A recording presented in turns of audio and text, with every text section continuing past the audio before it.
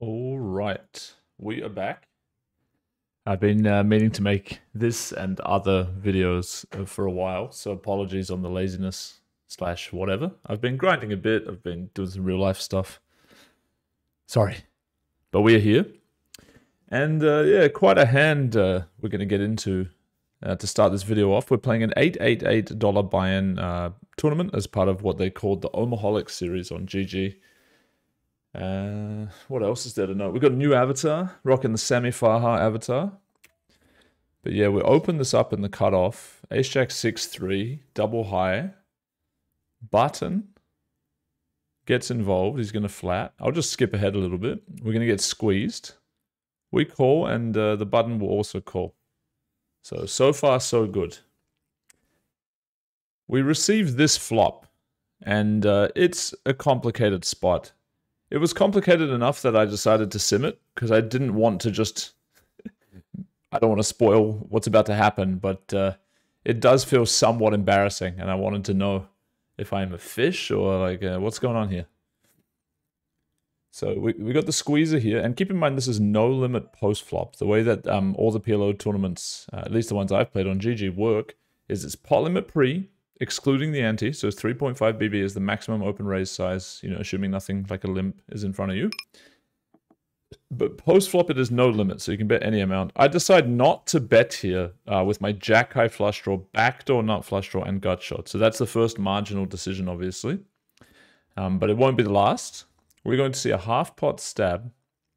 We're going to see the squeezer pre-flop with a tank flat. Okay? And now we have a decision to make. Like, how often is our jack-high draw good? How often is our low gut shot good? We have a BDFD. But as I said, I did sim this one, so now I know a reasonable amount about the spot. And the funniest thing is, okay, you probably wouldn't guess this, but the funniest thing about this hand is we actually play it good. So our hand is not a lead on the flop. If we had NFD, oh, nice turn by the way. If we had NFD, I'll just go back slightly so we can look at our cards. It would be a jam. I mean, that's not super complicated, right? You can figure that one out pretty easy. But with a jack high or 6 high flushy, they're checking. And then out of all of the combos of ace jack 6-3 double suited with a jack high flush draw and a backdoor flush draw, one of them wants to call and is slightly slightly above break even peeling because we have the backdoor nut flush draw. And then the other two combos are folding. So it's super, super close whether we should continue or fold here. Like the specifics of whether the jack 6 or jack 3 are suited are completely over my head. So I don't hate the fact that we check folded here. And plus, like the button stabber is not a bot. You know, the check caller is not a bot. So yeah, you could argue to play tighter because humans aren't going to find, you know, the nice plays or the thinner check calls as much, which would justify getting, you know, continuing this hand with a call. Yeah, so we fold it. We would have hit, so, you know, probably had the best hand. And it's going to go check, jam, muck. So, yeah, pretty interesting hand to start things off. Definitely didn't feel great about it in the moment. This dude shows 2 7s, so, yeah, more chance we had the best hand. And then shortly after this pot, we get this spot. And this is pretty tricky. Like, I don't have the preflop ranges for 7 max, because this guy is 7 max under the gun opening and getting 3-bet by 6 max MP. And I've also looked this up. I actually end up taking the worst possible line preflop, unfortunately. I go for a punt flat. I wanted to cold 4. I was thinking, can I cold 4 this? You see me screenshotting now because I want to check it later. Can I cold 4 this hand? No, I don't think so. I don't have the critical blocker. Like, it's 7 max under the gun and a pretty early position 3-bet. So I decided to cold call, figuring like it can't be too bad. But actually, it was better to fold than to cold call. And cold 4 betting was like almost break even, but folding was better. And that was with 6 max under the gun plus 6 max MP 3-bet. So arguably, I should be tighter because it's 7 max under the gun opening. I decided to donk rip the flop for protection and value, you know, run into top set. And yeah, I don't know if this is technically a spoiler, you know, because we're at the start of the video. And the video isn't a 2-minute video. But yeah, we're obviously going to fucking hit the river. So yeah, played it like shit. Somewhat marginal, somewhat understandable, but played like trash nonetheless.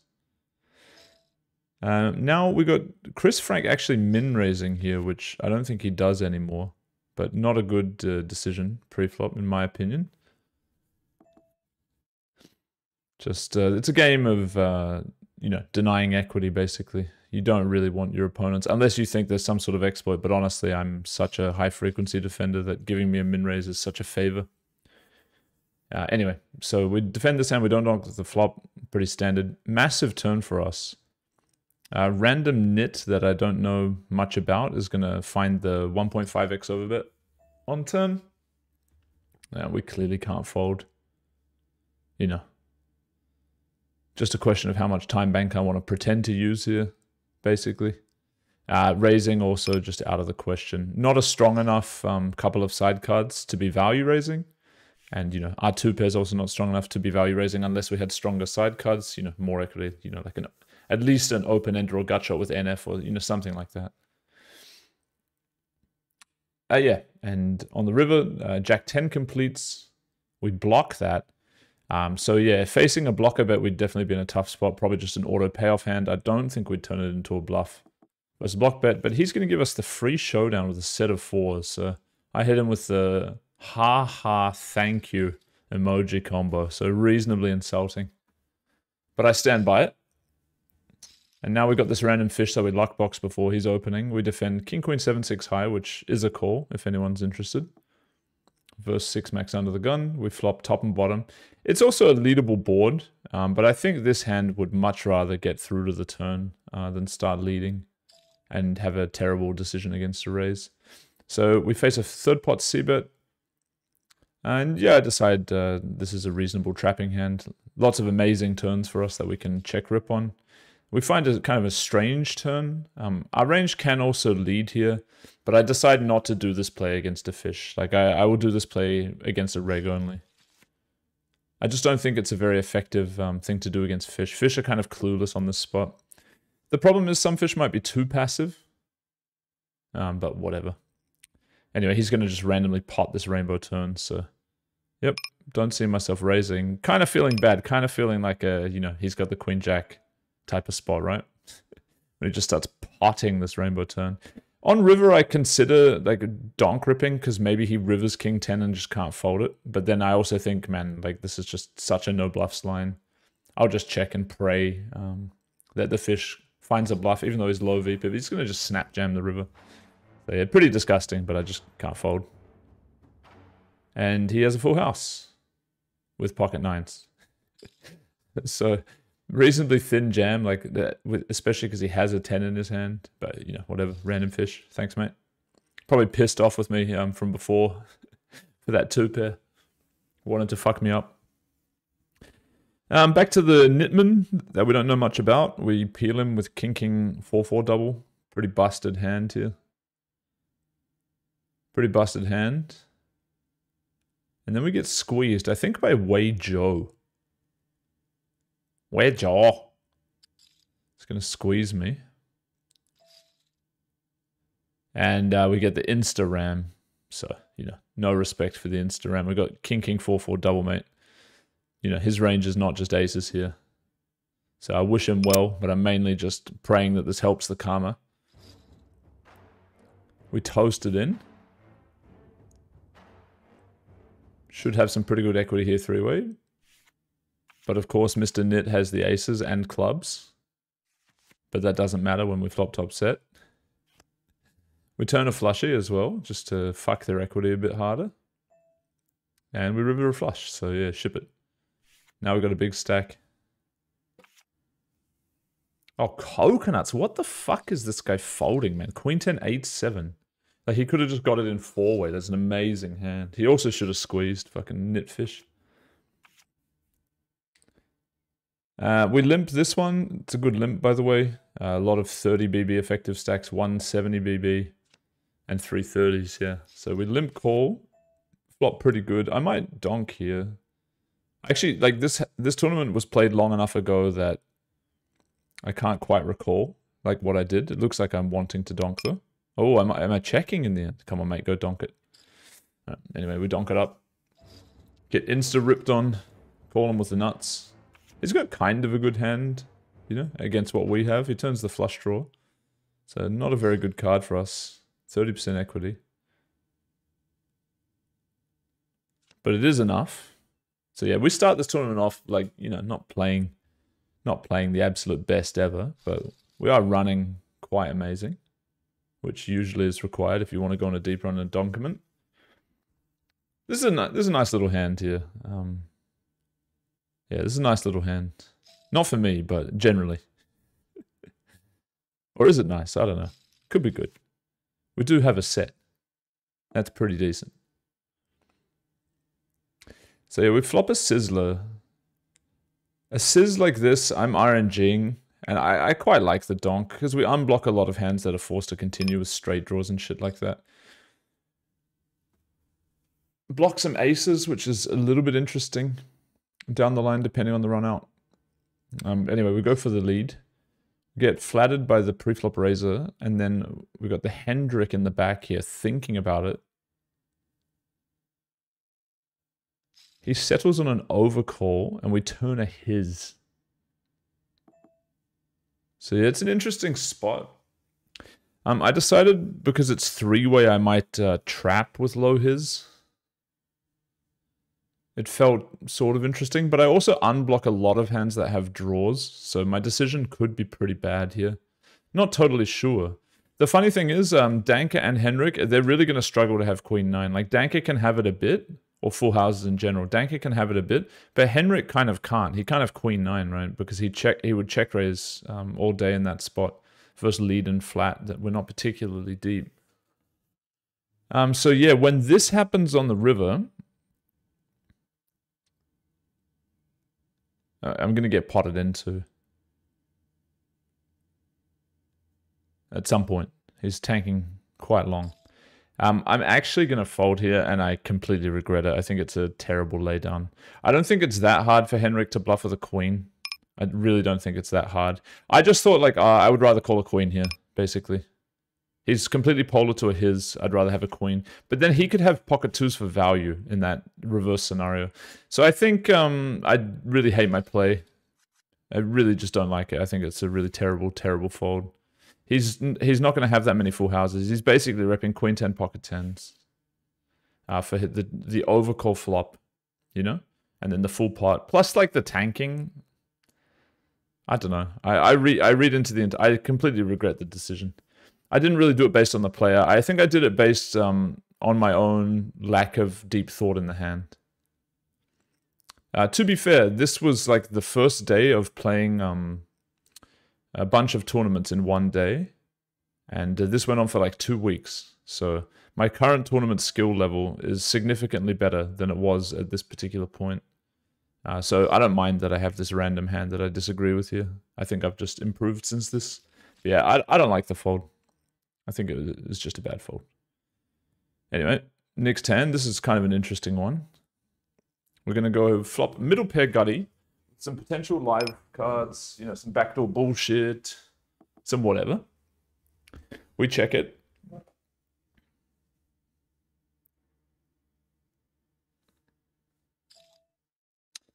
And yeah, a little stab from villain. Half pot stab. Pretty easy call. We're not deep enough to consider like some sort of raise or anything like that. None of that can go on. We turn 2 pair with a double gut shot. SPR 1.5. We should see some small bets here from in position. Because a lot of our check calling range is like a dry top pair.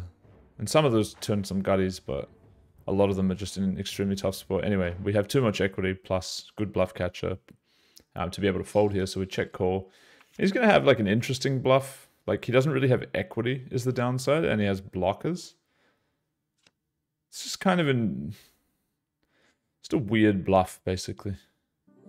I think it looks like it might be, and I give him the you suck emoji. I think he must have emoted some crap at me. I don't usually just do that to people, especially when they show up with an interesting hand.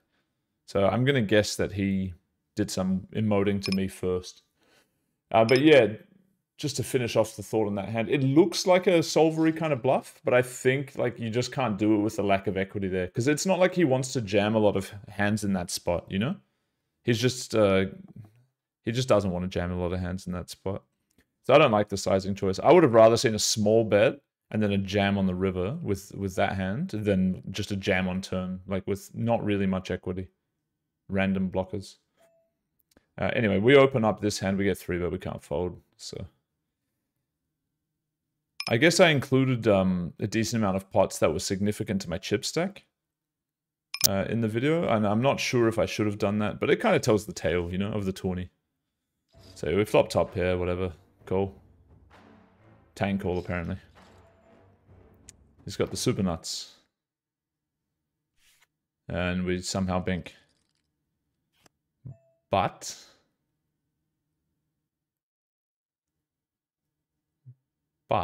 nothing. We win.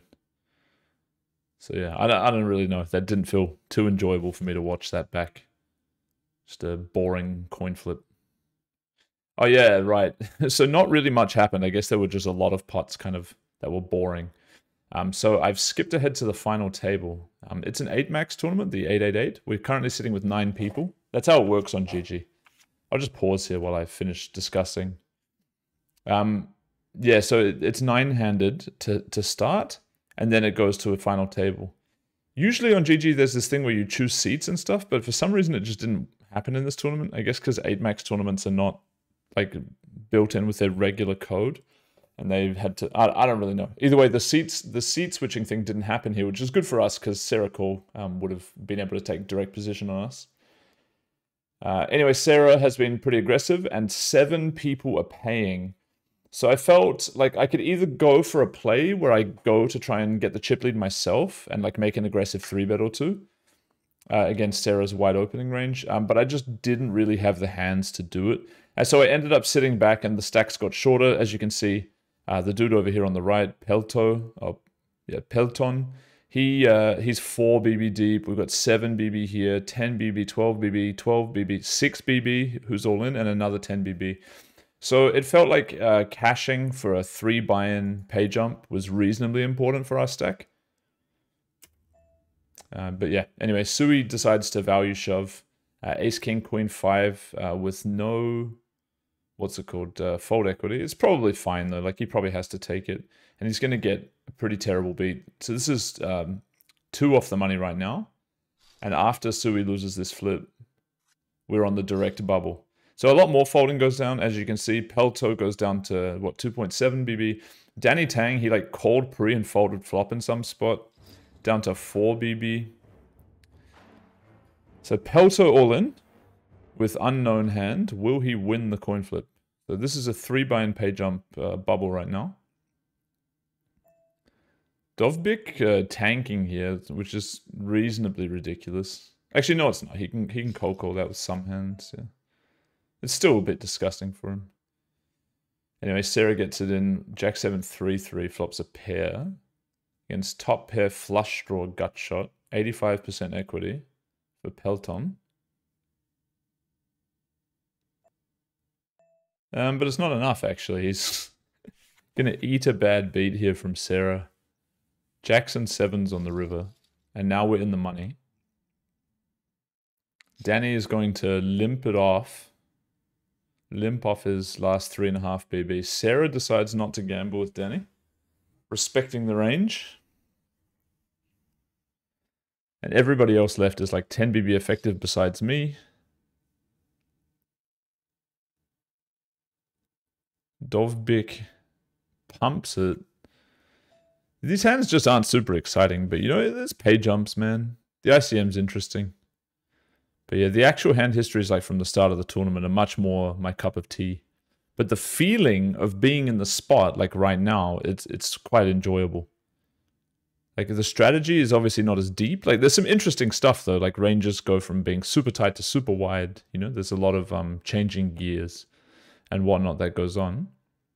This is an interesting spot now. Danny could consider limp folding for a pay jump, but I don't think the pay jumps are so significant. They're like the 3 buy-in pay jump bubble was significant, and then I think the next few pay jumps, I don't recall exactly, not too much. They're like a buy-in or less. So yeah, Danny wants to care about the chips for sure. This hand, if I recall correctly, has a very strange showdown as well. So Dovbik punishing pre, checking back ace high flop with protected main pot. An interesting line. 1 BB side pot. Henrik is going to tank jam the turn. Dovi insta-fold. And look at Henrik's hand here, okay? So just to confirm what happened pre, it went Danny Tang limp. Apologies for the editing, not totally showing his hand. Danny Tang limp. 4 BB punish, so not quite pot. Henrik flat call AA. It's just stupid. You know, you jam. He's not folding any hand in range, okay? If he folds after putting in 1 BB, that's excellent for your aces. Like, you don't actually want him in chippy V to call. And there's no bounty on the dude. You know, busting him is worth nothing to you. It's just worth a pay jump. Like, yes, you could get bad beat by this guy, but you would still be alive. You would still have half a BB. So it's actually good for him if Danny Tang is going to limp fold for the pay jump there. It's actually good for him. So usually it would be pretty stupid not to 3-bet aces. But in this spot, it's even more stupid not to have 3-bet the aces. So really weird play from Hendrik. Really weird. I don't know why he did it. Like, he wants to stack them both. You know? I don't think the extra 2.5 BB is that valuable to you, mate. That you'd rather that there was a third player in the hand with equity. Seems completely stupid. Anyway. Will he hold? Yes, he will. Good job. I also don't know while editing if I should wait for the pot to be sent over. You know, it's costing a lot of time. But I do like to chatter about nothing, so maybe that's good. Dovbik is going to make a stand here with his 7 BB stack. Calls pre, gets it in on the flop. He's got top pair against second pair. It's a cooler. It is a cooler. Flush draw second pair gut shot for Sarah, but no jizzy this time. Dovey makes the nuts. So he's got 14.5 BB. Henrik's got 20. And then we've got two dudes, 9 and 8. Yeah, this is an interesting spot for me. I might have been playing too tight in the moment. Like, obviously Sarah is loose, but the problem is, if I 3-bet here, the problem is, while there is more fold equity than normal, and Sarah might have even been overfolding to 3-bets, you're going to get called a shitload here, and this hand just doesn't flop particularly well. If I call pre, I think this is the correct line. I think I'm supposed to defend pre. I care a little bit about the, like, trying to pay jump is not particularly valuable. Like, the chips are still pretty valuable here. Trying to come first is pretty valuable here. But I think at the time I was playing like a bit too tight, and I was just thinking, okay, this dude's 8 BB in the BB, or 9 BB in the BB. The other guy's 9 BB. Like, I should try and outlast a bit. Or, like, if I'm 3-betting, like, bluffs like this, like, be in position so there's more folding going on pre-flop. Because risking your stack post and random 60-40 is never that good. But yeah, I don't know. I don't know about the thought. I think it's, like, probably an okay hand to flat call there. His opening range is extremely wide. Anyway, Michael's going to call and donk shove for pot post-flop. He's got an open-ended with an overpair. 10-4 deuce-deuce. Would have called my 3-bet and flopped me pretty fucking dead. And yeah, 10-4 deuce-deuce, double. The set holds, and we move up the ladder. One more slot.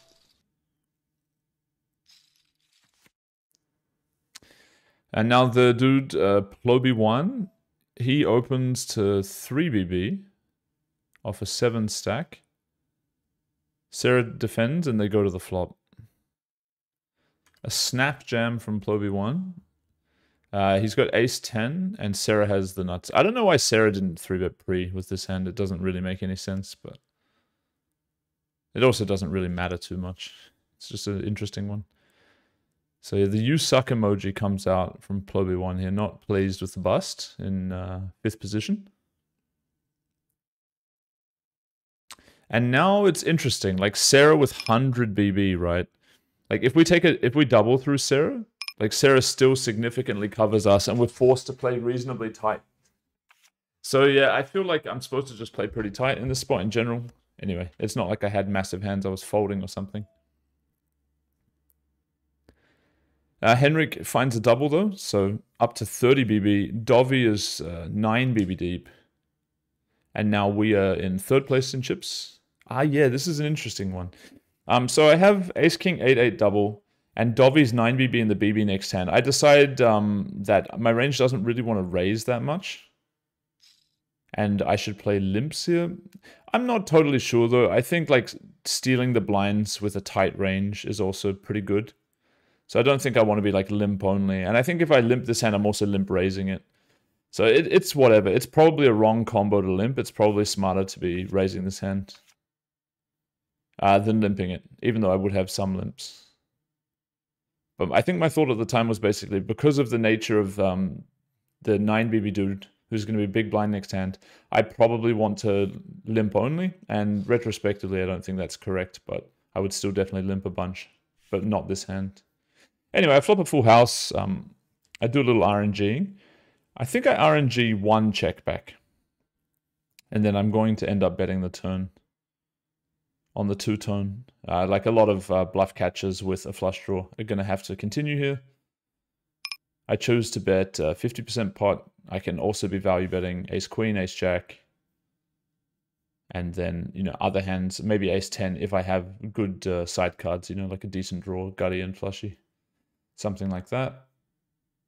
And obviously any king that I check back flop and any hizzy.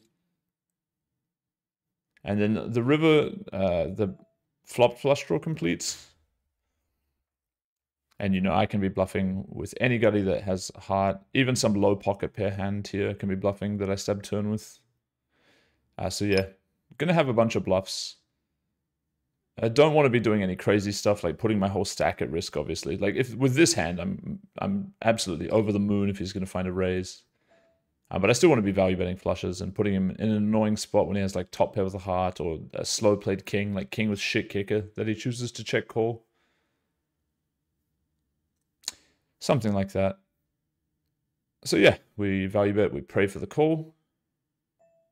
Will he have a flush? Would he tank with a flush? Nah, I don't really think so. Although he has been playing extremely strange, right? He does call. He's got the Queen of Hearts with top pair. So yeah, pretty reasonable call down. So we now cover Henrik. So it's quite nice that when we win a pot, we won it against him. Dovi gets it in small blind against button open. Flops not flush draw and turns a flush. So Dovi going to double. So we're covering the other two guys by 2x and Sarah is down to 30 now. So like a big 3-bet against Sarah here could put her in trouble, but I guess we ended up folding quite a bit. I've skipped ahead. We still cover Dovi, but yeah. Henrik, potentially, if he wins this pot, it's going to be 3 stacks about the same. Henrik is all in for 3BB. In the 3-bet pot, he has second pair. He's up against a straight draw second pair that turns a straight. So Henrik is gone. And we're down to 3 people. I think the next pay jump is where it starts to get serious. Yeah, the next pay jump was, this was a 2k pay jump. And now it's like a 2.5 or 3k pay jump. So yeah, this is an interesting hand here for sure.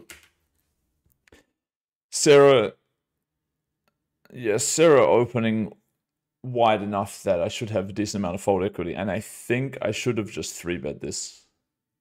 I get to pull ahead from Dovi, but at the time I was thinking like, you know, I should just either connect or not. Like having less chips than Dovi is bad for me. But I just had a misperception on how to play this scenario out. Playing for like a 2.5 bind pay jump. If me and Dovi were a bit shorter, like both shorter, then maybe I play an outlasting strat. But I think with 20 BB, I shouldn't have been doing that. I should have just been 3-betting and trying to push my equity pre and take it down against all the extra hands that Sarah's opening that are folding. But yeah, I would have been in a coin flip reasonably often. Obviously on the good end of the coin flip, but my chances of winning the tournament would be, you know, pretty good if I win that pot.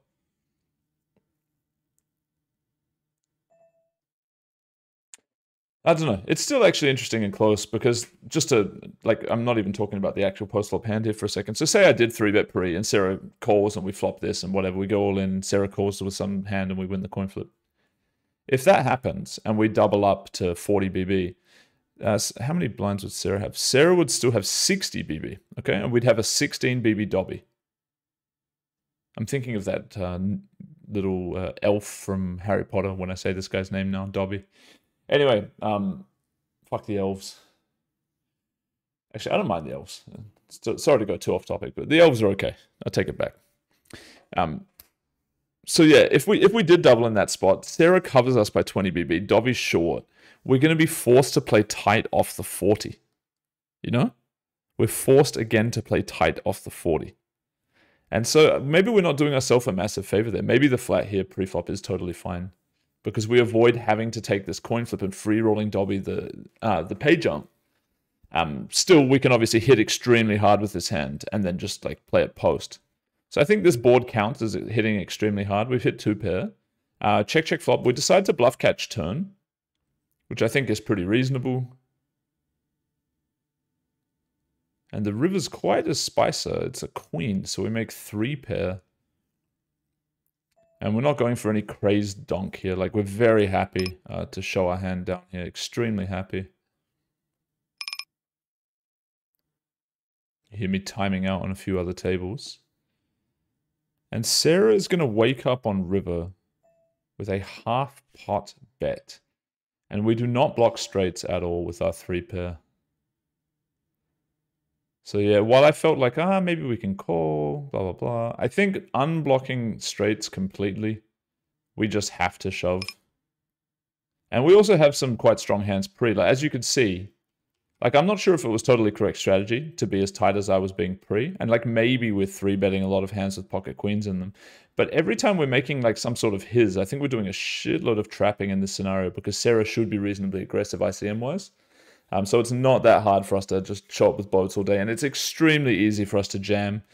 Even the weaker, like medium boats, probably not like pocket 9s, but it's easy for us to jam like Queen Jack and probably Jack 9 against this line from Sarah. And so yeah, I felt unblocking straights. I just had to go for it. So yeah, we put our tournament on the line here. 3-handed, clearly rooting for the fold. We do not get snapped, which is sort of bad because it means that he wasn't bluffing. Would have been nice if Sarah was bluffing. And the time bank starts not too long, 16, 17 seconds for Sarah to bank with. Please fold. Please. Yes. We get it through. Give the not sure if. It's becoming a timeless classic at this point. Great post-hand emoji. Would recommend. And yeah, next hand we just turbo muck some dog shit. Dobby gets defended by Sarah. They go to a flop. SPR 1.7 or so. 1.75. Sarah donk rips a double gut shot and a triple flush. Runs into top set. Which isn't the best ever, but some equity. And Sarah hits. So we're down to heads up. We get a nice jizzer. I think second place is like 10.5 and first place is 14. Oh no, 10.1. And first place is 14. I don't think this is like the first hand of the match or whatever. I just, you know, there's a lot of pots that are just like tank, tank, limp, tank, tank, check, check, check, check, stab, you know. There's some pots like that, so I just didn't include all the boring, boring trash. Anyway, we limp call pre here. With this hand, we get check too. And I don't think it's a good hand to stab. I don't think it's a good hand to stab at all. So a check. We turn a wrap and a pair. So quite a golden card. Quite a golden card. Going to be pretty much impossible for us to lay this hand down on the turn. 2 BB bet, so 30% pot or so from Sarah. Obviously we call. The only question is how much time bank do I want to use here? Usually I would balance with a bit more, especially heads up in a tournament. But I think I'm just playing too many other tables that I can't afford to do time bank balancing. And then we see 15% river bet. And yeah, we could obviously raise here with the straight, like it's not that hard, but I didn't have a heart. I didn't want to like get myself ass fucked here. So I decided instead to just call. And I think Sarah has a interesting hand for turn, like thirding turn here, second pair, like just kind of a protection bet with the gut shot. I don't really like it, but I don't totally hate it. I think it's an interesting exploit that might not be very effective against me. I don't think it's a GTO turn bet or anything like that. Anyway, next pot of significance, we check back Queen 998 rainbow. So we got diamond, pair, and backdoor straight draw. We also got the queen, like little overcard action in case he has jacks or tens. So we turn a card that gives us a gutty, 4.3 BB pot, so about 6 SPR, slightly less. Do you want to call a bet if that's what happens with this hand here? Versus the limping range of Sarah. 70% on turn. And yeah, I mean, it's not the strongest hand you've ever seen, obviously, this pair, but I felt like it was a mandatory peel. So I do go ahead and call. The river, some backdoor straights get there, flush gets there. I don't want to do anything retarded and donk this hand. I check. It's going to be tough for me to win the showdown because a lot of hands that I beat are going to bluff here. We do see a check back though, but unfortunately from a double gut shot that completed on the end, 9-7-3 deuce rainbow. I don't think I would limp that actually, heads up here. I don't think I would, 0.3 ante. So kind of unfortunate. Anyway, raise from Sarah. This hand we're playing 19 BB deep. We call ace jack 9 deuce mid suit. We flop top pair backdoor flush draw with the ace of hearts. So pretty interesting. I briefly consider a donk but decide against it. And we see a bit of a weird one here from Sarah. Flop jam. I'm going to give it a pause here. After the music anyway. Great music. So yeah, we get ripped into for 2.5 times the pot.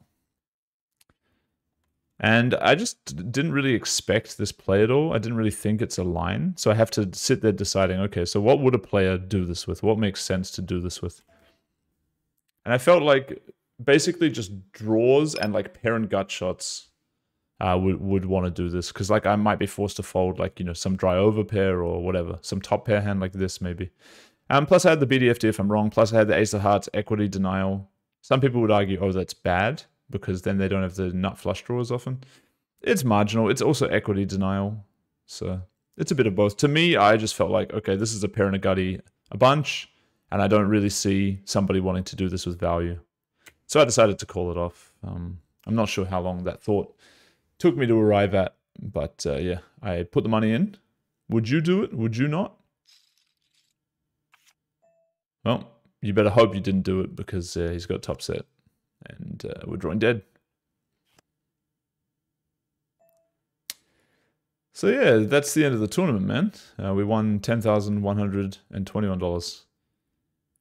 40 cents. Second place. So it was the first tournament I registered of this series.